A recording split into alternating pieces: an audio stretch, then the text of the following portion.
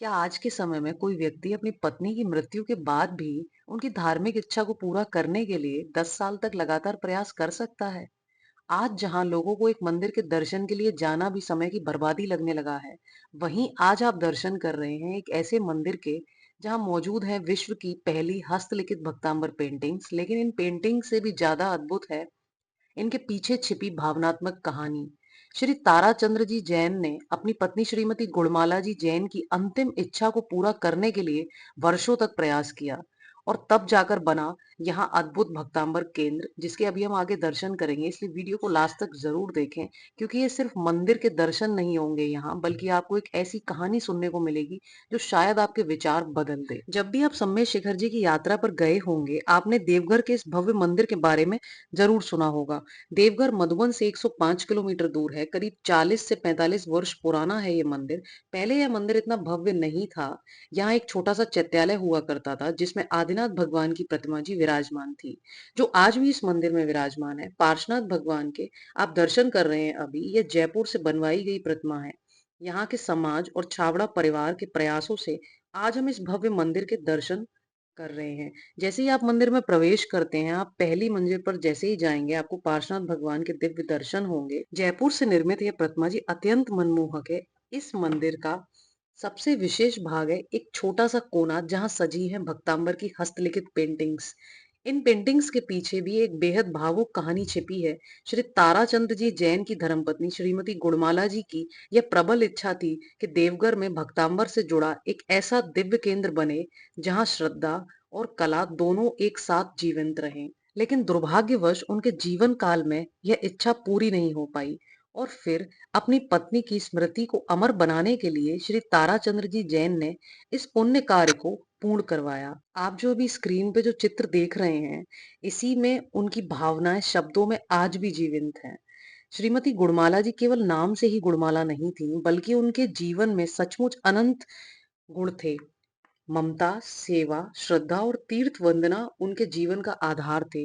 उन्होंने सभी तीर्थों के दर्शन किए अपने जीवन काल में। साथ ही उन्होंने बद्रीनाथ, केदारनाथ की भी यात्रा की। देवघर के जिनालय में भक्तांबर केंद्र निर्माण की इच्छा उनके हृदय में थी और आज वही भावना इन पेंटिंग्स, इन दीवारों और इस मंदिर के वातावरण में महसूस होती है। लेकिन ये पेंटिंग्स बनाई किसने?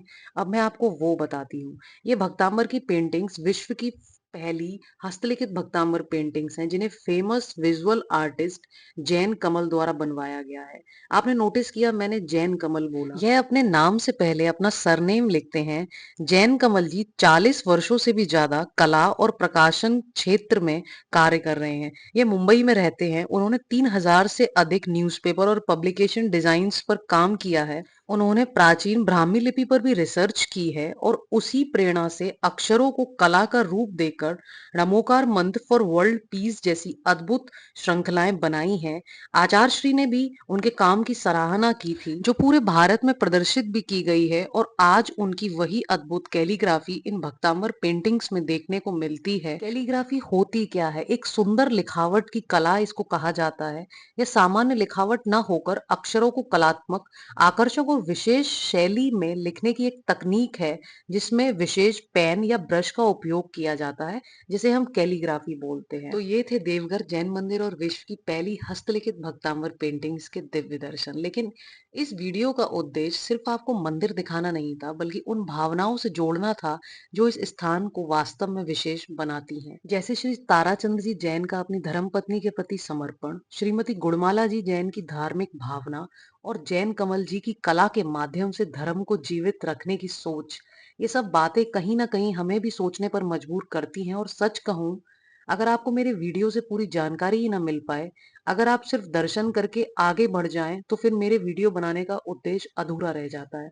मैं हमेशा कोशिश करती हूँ कि कम समय में आपको ज्यादा से ज्यादा जानकारी दे पाऊं, ताकि जब भी आप किसी तीर्थ या मंदिर जाएं, तो सिर्फ दर्शन ही नहीं, बल्कि उसके पीछे की भावना, इतिहास और प्रेरणा को भी महसूस कर सके। क्योंकि मैं भी पहले मंदिर जाती थी, अर्घ चढ़ाया और 2 मिनट मंदिर में बैठे और बाहर आ गए। लेकिन धीरे धीरे महसूस हुआ कि हम मंदिर सिर्फ एक फॉर्मेलिटी की तरह ना जाएं, बल्कि पूरे भाव से जाएं। और अगर किसी मंदिर से हमें कोई प्रेरणा मिले, कोई ऐसी बात सीखने को मिले जिससे हमारे जीवन में सकारात्मक बदलाव आए, और उन पॉजिटिव वाइब्स को हमें ज़रूर ग्रहण करना चाहिए। शायद यही भावना मेरे इन वीडियो को शुरू करने के सबसे बड़े कारणों में से एक है।